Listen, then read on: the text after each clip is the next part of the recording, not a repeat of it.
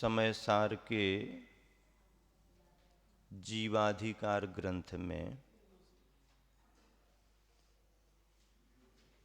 रत्नत्रय को स्वीकार करने की बात कही जा रही है। रत्नत्रय में सम्यक दर्शन, सम्यक ज्ञान और सम्यक चारित्र आते हैं। इन तीनों को स्वीकार करने की प्रेरणा दी गई है।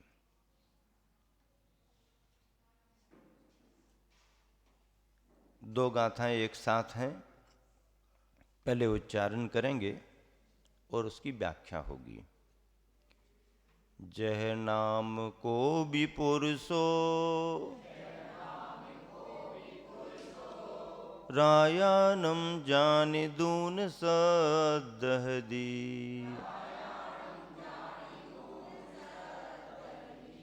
तो तम अनुचर दिपुणो अथथियोपयतेन।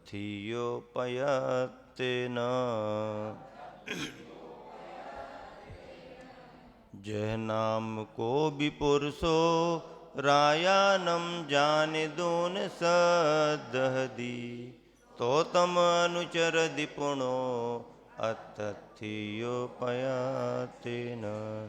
एवं ही जीव राया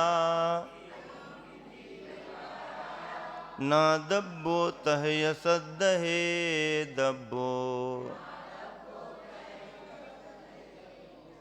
अनुचरि दब्बो यपुणो सोचे उदुमुख कामेन। एवं ही जीव राया दब्बो सहय सदहे दब्बो, अनुचरि दब्बो यपुनो सोचे उदुमुख कामेन। यहाँ पर इन दो गाथाओं में एक उदाहरण दिया गया है और बात ये स्पष्ट की गई है कि जो रत्नत्रय अभेद रूप में ढलता है वह भेद रत्नत्रय कैसे प्राप्त होता है। भेद होगा तभी तो अभेद में ढलेगा। ऐसे भेद रत्नत्रय को प्राप्त करने का तरीका क्या है, उपाय क्या है। तत्वार्थ सूत्र में पहला सूत्र ही है, सम्यक दर्शन ज्ञान चारित्राणि मोक्ष मार्गः। तीनों को मोक्ष का मार्ग कहा है। मार्ग मार्ग ही होता है, मार्ग मंजिल नहीं होती। मार्ग रास्ता होता है। उस रास्ते से हमारे लिए कहीं पहुंचना पड़ता है। जहां पहुंचना पड़ता है वो हमारा लक्ष्य होता है और उस लक्ष्य को पाने के लिए जो साधन अपनाए जाते हैं वो रास्ते कहलाते हैं। रास्ते साधन कहलाते हैं और उन रास्तों से हम जहां पहुंच जाते हैं निश्चित स्थान पर वो साध्य कहलाते हैं। साधन और साध्य का अपना स्थान है। कारण और कार्य का अपना स्थान है। भेद और अभेद का अपना स्थान है। सम्यक दर्शन, सम्यक ज्ञान, सम्यक चारित्र की जो हम बात करते हैं वो भेद विवक्षा है, वो साधन है, वो मार्ग है, रास्ता है। उसे अपना करके हमें कहीं और आगे पहुंचना पड़ता है। लक्ष्य हमारा दूसरा है। उस लक्ष्य को पाने के लिए उपाय है ये। उस उपाय में भी एक क्रम है। जो उपाय कहे गए सम्यक दर्शन ज्ञान चारित्राणि मोक्ष मार्गः, मार्ग है, उपाय है, साधन है। इस साधन को भी पाने का एक क्रम है। हम जानते हैं कि सबसे पहले सम्यक दर्शन का भाव आता है। सम्यक दर्शन का भाव आते ही उस समय जो भी ज्ञान की अवस्था रहती है वो ज्ञान सम्यक ज्ञान बन जाता है, सम्यक ज्ञान में ढल जाता है। और फिर दोनों युगपत एक साथ रहे आते हैं। सम्यक दर्शन है तो सम्यक ज्ञान स्वयमेव। ज्ञान का क्षयोपशम होना नहीं होना बात अलग है। ज्ञानावरणी कर्म का क्षयोपशम है, ज़्यादा है, कम है, वो विषय अलग है। लेकिन जो भी होगा उस समय उस अवस्था में वह सारा का सारा ज्ञान सम्यक दर्शन के योग से सम्यक ज्ञान बन जाता है। और हमारे पास कितना भी ज्ञान क्यों ना हो, यदि मिथ्या दर्शन हो गया तो वो सारा ज्ञान भी कितना ही क्षयोपशम हो, वो सारा ज्ञान मिथ्या ज्ञान हो जाता है। जैसे मौसम कितना भी प्रभावित करने वाला क्यों ना हो, यदि सामग्री वस्तुओं को, दूध फल सब्जियों को सुरक्षित रखने का कोई विशेष साधन है और उसमें आपने रख दिया, तो उस साधन के माध्यम से वो वस्तु विपरीत नहीं हो पाएगी, कुछ समय तक व्यवस्थित बनी रहेगी। एक छोटा सा उदाहरण, एक देश होता है उदाहरण। लेकिन यदि मान लीजिए दूध बहुत अच्छा है और कड़वी तुम्बी में रख दिया, दूध तो बहुत अच्छा है, दूध खराब नहीं है, लेकिन कड़वी तुम्बी में रख दिया तो परिणाम क्या निकलेगा? कड़वी तुम्बी के संयोग से मधुर मधुर मीठा मीठा पौष्टिक दूध भी कड़वा हो जाएगा, खराब हो जाएगा। मिथ्या दर्शन के योग से ज्ञानावरणी कर्म का क्षयोपशम कितना भी क्यों न रहे, वो ज्ञान मिथ्या ज्ञान ही माना जाता है।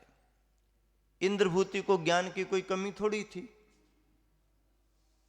500 शिष्यों के गुरु गुरुकुल चलाते थे, वेद वेदांग के ज्ञाता थे, ज्ञानावरणी कर्म का क्षयोपशम तो रहा, लेकिन मान्यताएं सही नहीं बन पाई, तत्व का श्रद्धांश सही नहीं आ पाया, तत्व का स्वरूप ही सही नहीं समझ पाया। उतना ज्ञान होने पर भी इन तीनों भाइयों को मन में कुछ प्रश्न अटक रहे थे, खटक रहे थे।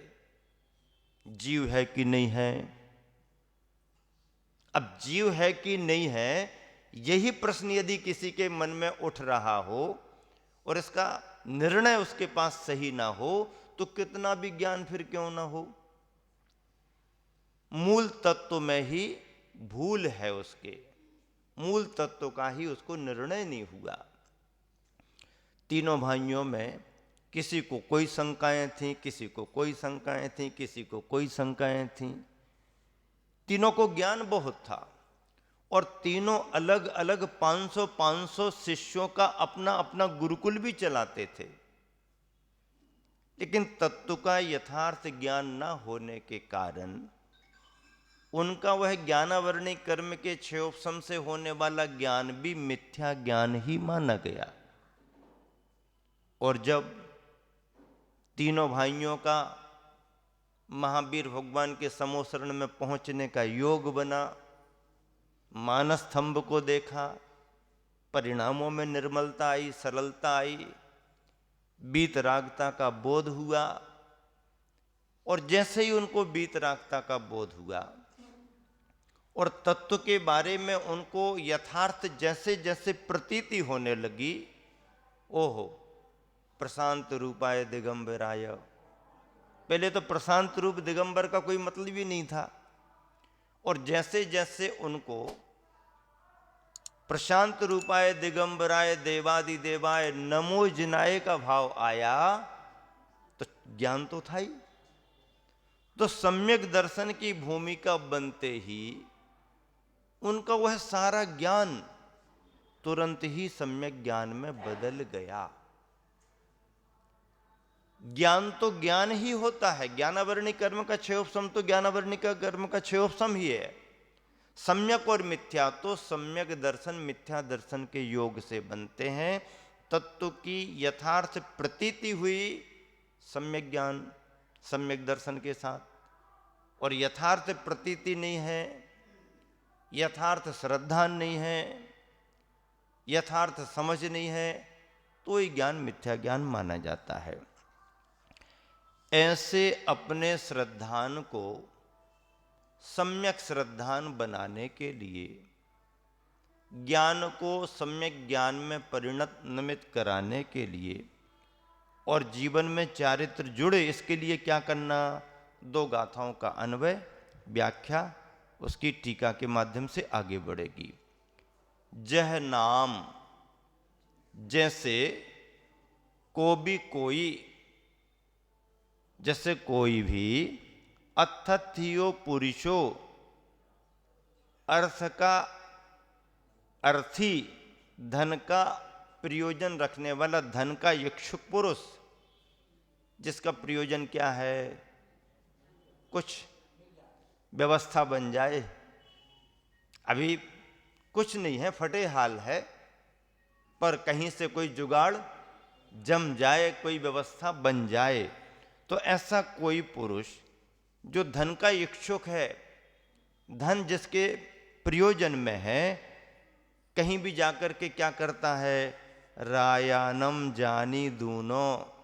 भैया बताओ तो यहां पर राजा कौन है?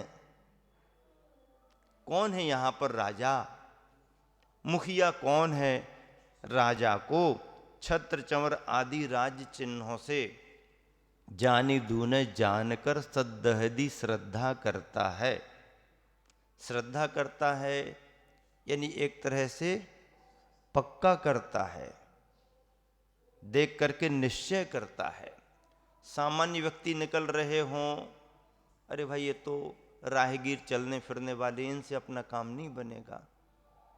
फिर जानकारी मिली रथ आ रहा है, रथ आ रहा है, किसका रथ हो सकता है? राजा का रथ आ रहा है, राजा का रथ आ रहा है। चलो एक तरफ खड़े होकर के देखो, और देखा रथ में बैठे हैं, छत्र लगे हुए हैं, कोई चवट ढोर रहे हैं, यही राजा होगा, यही राजा होगा। उन चिन्हों को देख करके राजा की उसने पहचान की। राजा की पहचान करना जरूरी है कि नहीं है? पहचान नहीं होगी तो काम कैसे बनेगा? हर किसी के सामने हाथ फैलाने से कुछ मिलता है क्या? नहीं मिलता। जो देने में समर्थ होगा उसी से तो मांगेंगे ना। तो गांव का मुखिया कौन है? गांव में सक्षम कौन है? कौन दे सकता है? कौन देता आ रहा है?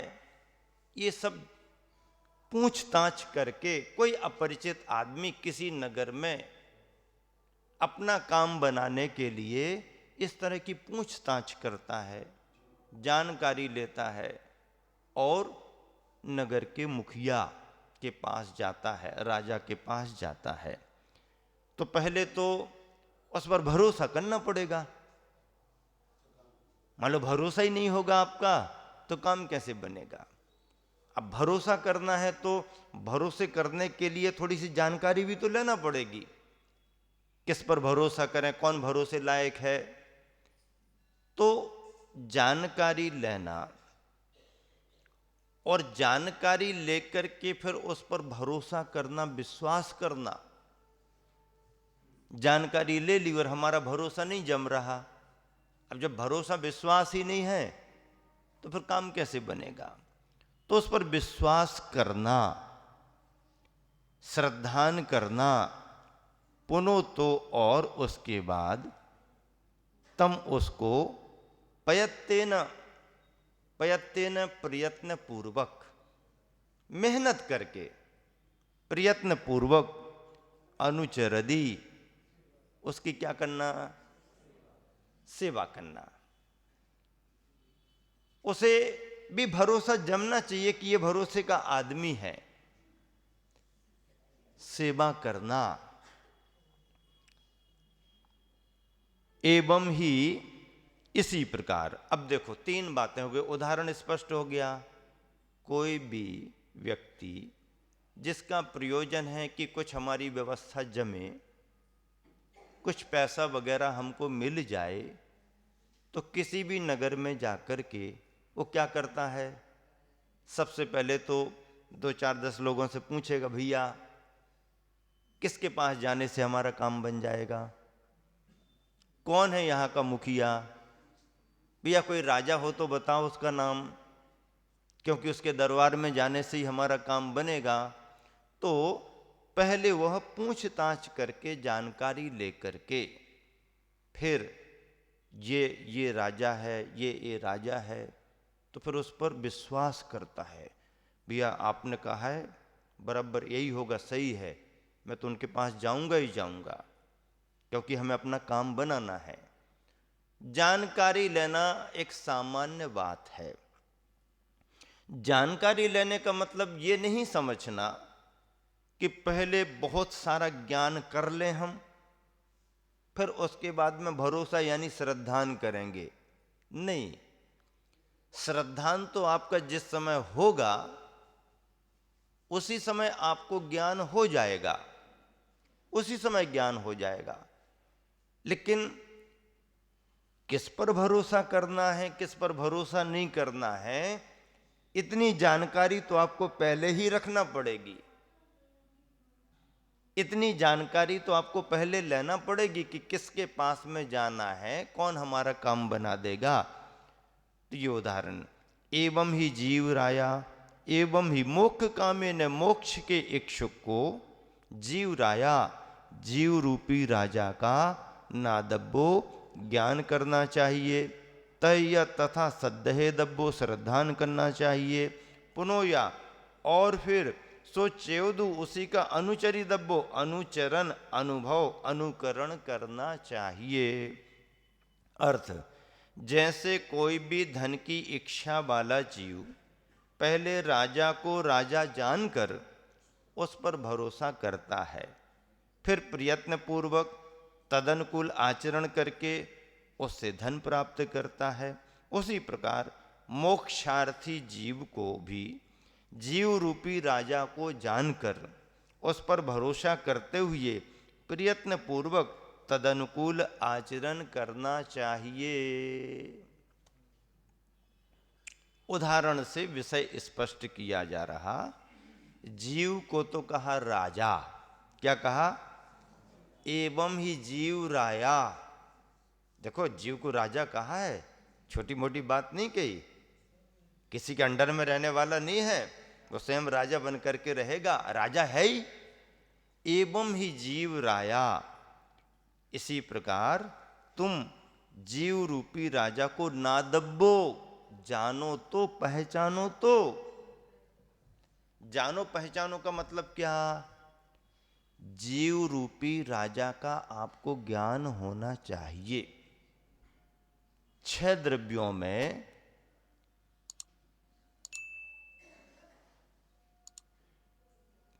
हाँ, 6 द्रव्यों में 6 द्रव्यों की चर्चा नहीं करनी, करनी तो करनी है, लेकिन 6 द्रव्यों की चर्चा करते हुए भी कौन सा द्रव्य प्रयोजनी है? चक्रवर्ती के बारे में क्या कहा जाता है? क्या कहा जाता है चक्रवर्ती के बारे में? चक्रवर्ती 6 खंड जीतता है। कितने खंड जीतता है? 6 खंड जीतता है। रहता कहां है? रहता कहां है? धीरे धीरे कम करो, एकदम डायरेक्ट ही मत करो।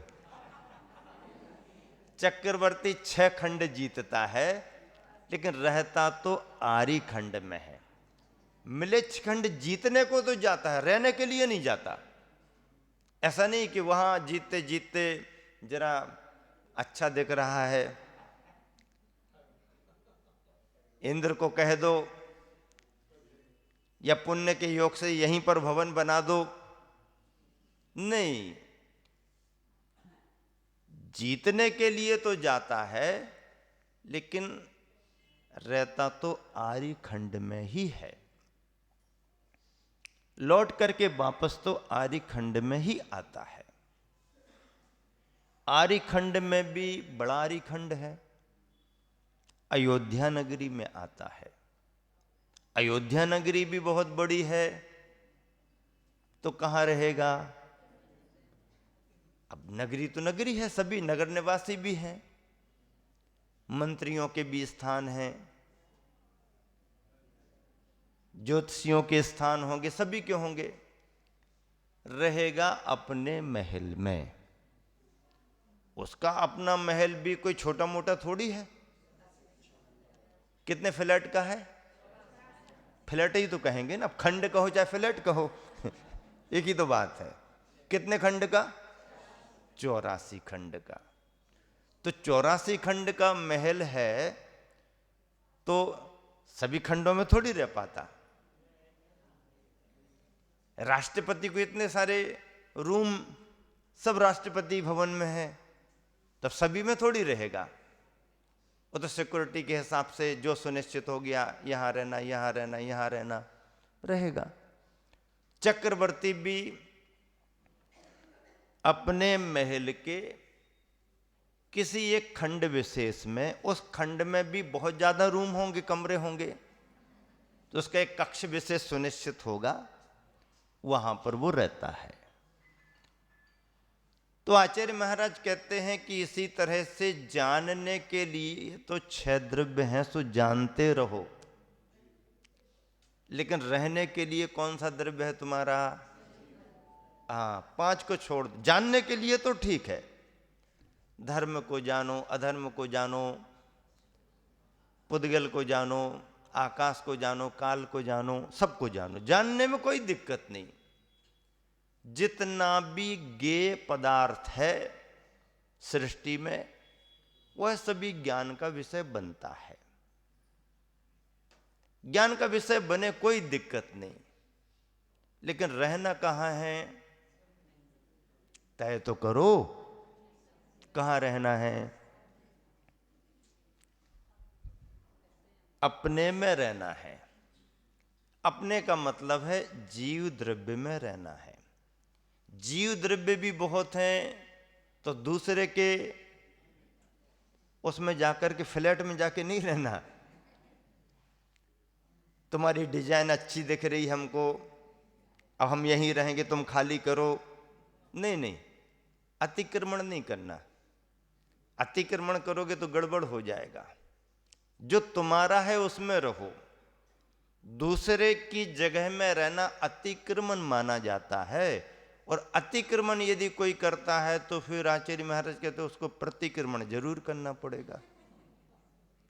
अतिक्रमण ठीक नहीं, अतिक्रमण हमेशा अपराध माना जाता है। अतिक्रमण क्या माना जाता है? एक देश दूसरे देश की सीमा को दबाना चाहे तो भैया अनधिकृत चेष्टा मत करो। क्या? हाँ, हम ना किसी को दबाते हैं और ना हम किसी से हाँ, ना किसी से और ना किसी का दबाते भी नहीं है, किसी को दबाने भी नहीं देते, किसी को दबाते भी नहीं है, किसी से दबते भी नहीं है। अपने अपने में रहो। तुम्हारा जितना है उतना, हमारा जितना उतना। युग के आदि में भरत ने बहुत बड़ी गलती कर दी थी। किस भरत ने कर दी थी? चक्रवर्ती भरत ने।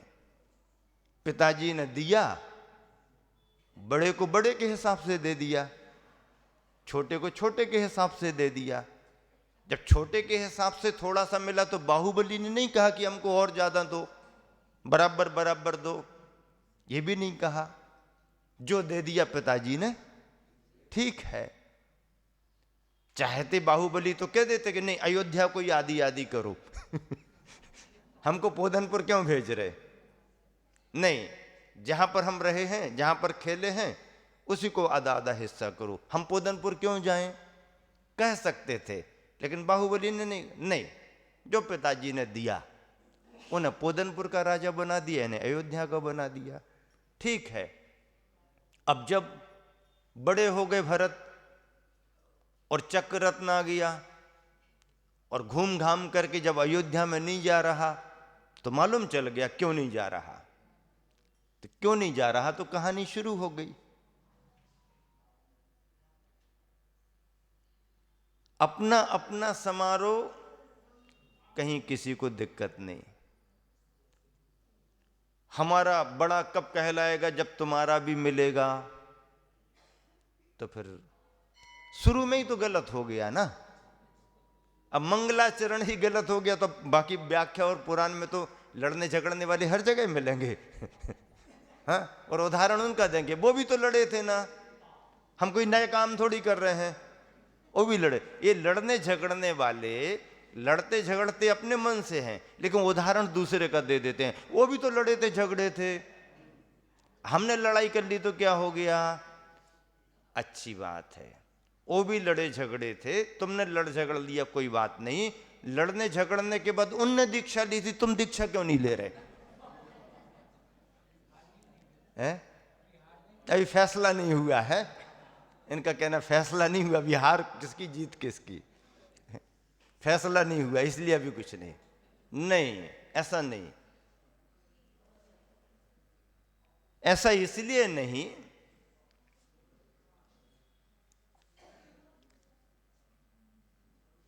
कि यदि लड़ने झगड़ने में हम आगे आते हैं तो त्याग वैराग्य का भी अनुकरण करना चाहिए। यहां पर संदर्भ चल रहा है 6 द्रव्यों में प्रधान द्रव्य जीव द्रव्य है, और ऐसे जीव द्रव्य की प्रधानता को महत्व देना चाहिए। पुद्गल, धर्म, अधर्म, आकाश, काल ये द्रव्य हैं, सृष्टि के अंग हैं, शाश्वत हैं, अविनश्वर हैं, लेकिन प्रधानता किसकी?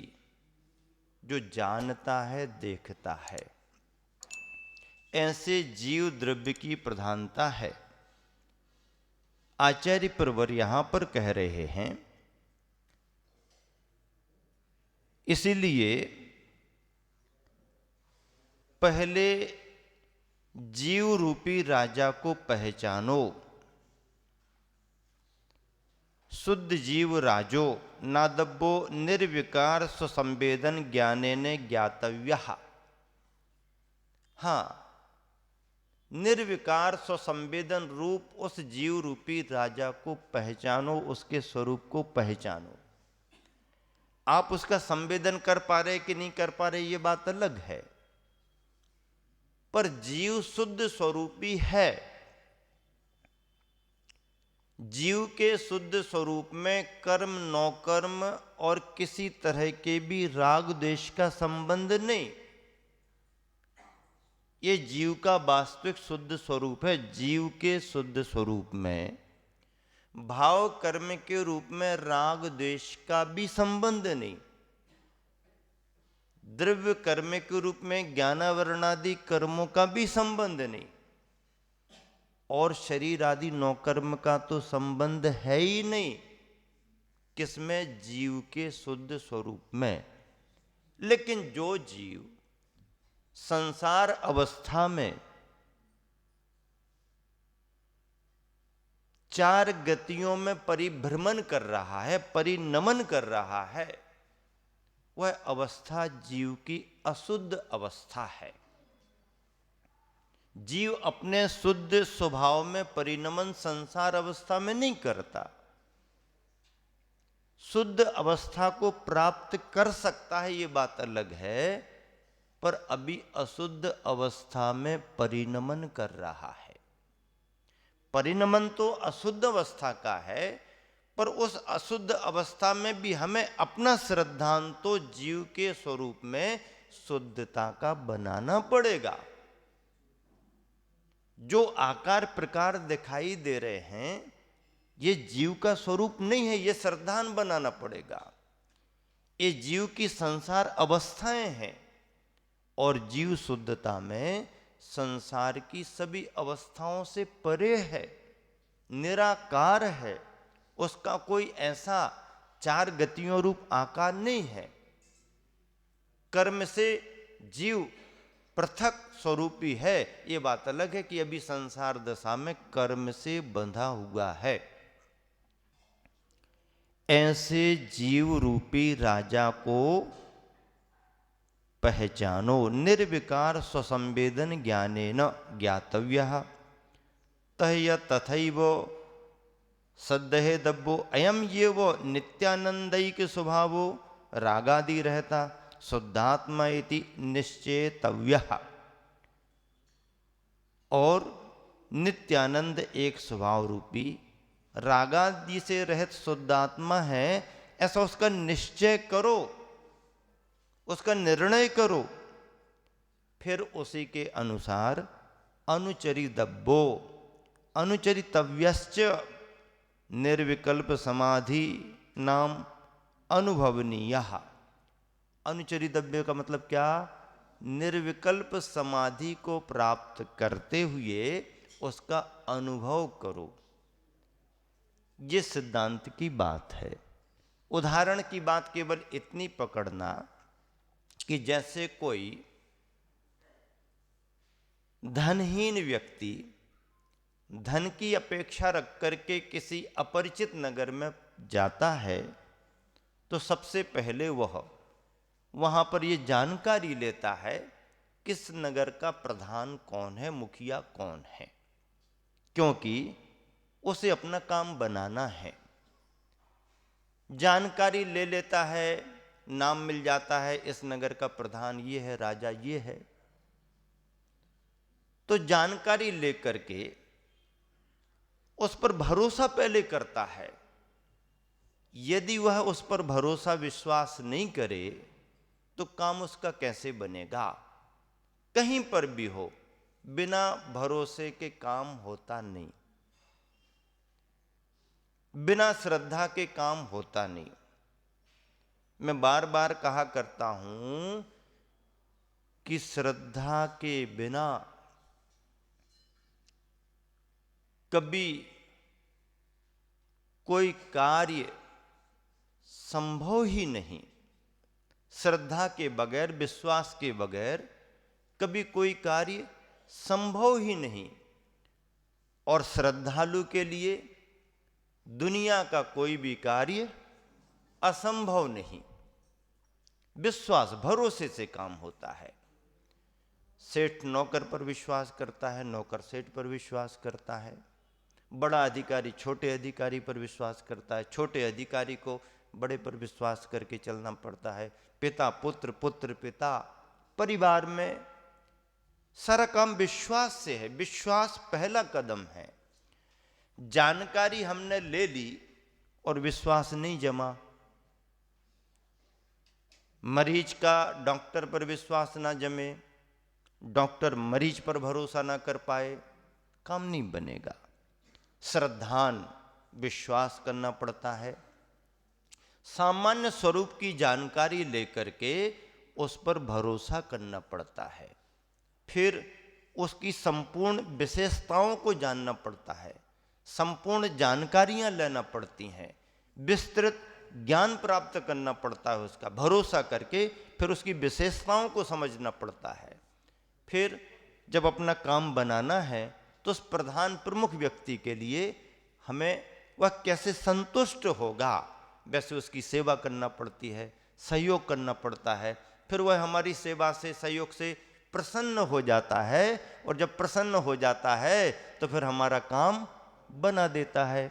इसी तरह से 6 द्रव्यों के बीच में, 7 तत्वों के बीच में प्रधान तत्व, प्रधान द्रव्य, जीव द्रव्य को पहचानो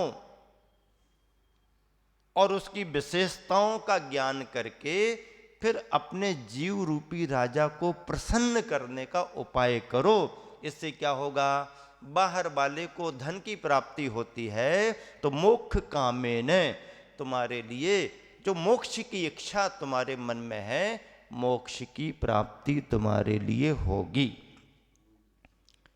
इस तरह से मोक्षार्थिनाम पुरुषेण इति दृष्टांताः।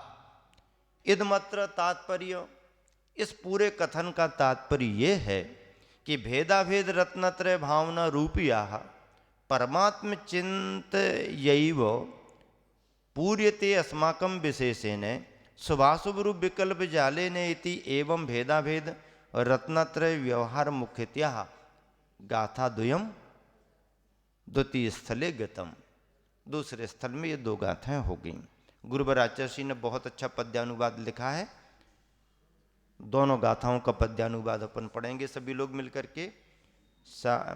ज्यों निर्धनी धन के की कर खोज पाता, आस्था धनार्थ उसमें फिर है जमाता।